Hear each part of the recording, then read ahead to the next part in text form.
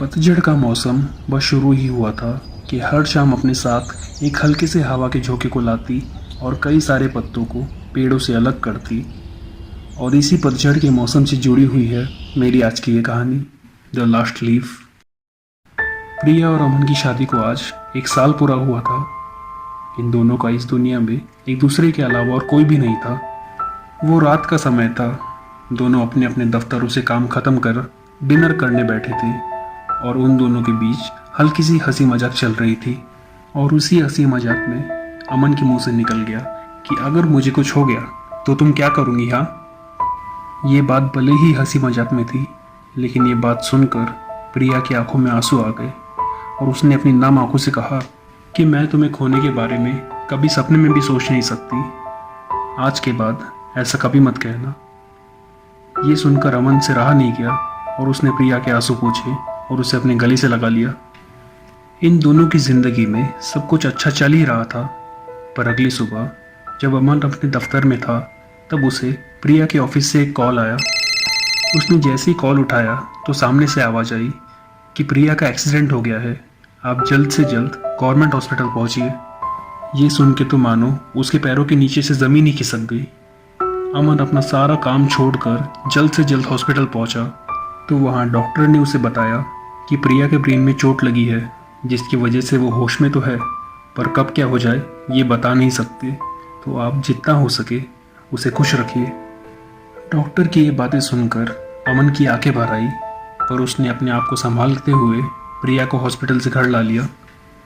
प्रिया के साथ ज़्यादा से ज़्यादा वक्त बिताने के लिए अमन ने अपने दफ्तर से छुट्टी ले ली और हर पल प्रिया को खुश रखने के लिए वो उससे कुछ बातें किया करता, जिससे वो ज़ोर ज़ोर से हंस दिया करती थी। पर अंदर ही अंदर प्रिया को भी पता था कि अमन के साथ वो बस कुछ ही दिन है। प्रिया को पतझड़ का मौसम बहुत पसंद था, तो अमन ने उसे खुश करने के लिए अपने कमरे की खिड़कियों को खोल दिया। शाम की हल्की सी ठंडी हवा जब पेड़ों के पत्तों को गिराकर प्रिया के चेहरे को छूती थी तो उसके चेहरे पर एक अलग सी खुशी दिखती थी। एक शाम जब प्रिया खिड़की के बाहर देख रही थी तो उसे एक पेड़ दिखा जिसकी लगभग सारी पत्तियां झड़ चुकी थी, सिवाय कुछ पत्तियों को छोड़कर। प्रिया का इलाज डॉक्टरों के पास चल ही रहा था, पर उसने अपने मन में ये बात मान ली थी कि जिस दिन उस पेड़ की आखिरी पत्ती गिर जाएंगी उसी वक्त उसकी जान भी चली जाएंगी। वो हर शाम को बस उसी पेड़ को देखती और घबराते हुए यही सोचती कि जब उस पेड़ की आखिरी पत्ती गिरेंगी वो भी मर जाएंगी।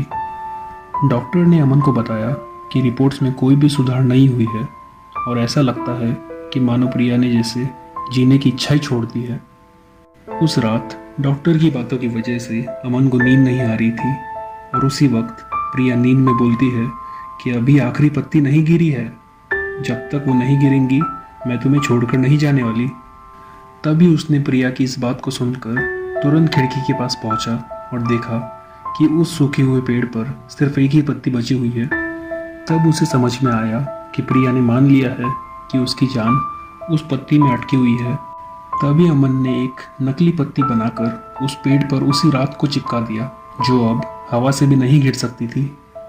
अगले दिन प्रिया देखती है कि उस पेड़ पर सिर्फ आखिरी पत्ती बची हुई है। वो हर समय बस उस आखिरी पत्ती को ही देखती रहती और उसके गिरने का इंतज़ार करते रहती। पर जैसे जैसे दिन ढले मौसम बदलने लगे और उस पेड़ पर नई पत्तियाँ उगनी शुरू हो गई और वो पत्ती आज भी वहीं पर थी जिसका गिरने का वो हर पल इंतज़ार करती थी। प्रिया ने सोचा कि जब पेड़ की सारी पत्तियाँ सूखने के बाद वापस से उग सकती है तो फिर मैं ज़िंदगी से कैसे हार सकती हूँ। और फिर प्रिया ने उस पेड़ को देखकर सकारात्मक सोचना शुरू कर दिया और फिर से जीने की इच्छा अपने मन में बना ली। देखते ही देखते वो पेड़ फिर से हरा भरा हो गया और प्रिया भी धीरे धीरे पूरी तरह ठीक हो गई। दोस्तों, ये था यादों का idiot box with Mrinal Kanaujia. ऐसे ही और कहानियाँ सुनने के लिए चैनल को कुछ भी करके ज़रूर सब्सक्राइब करें और साइड में दिए हुए बेल आइकन को भी प्रेस करें। Thank you.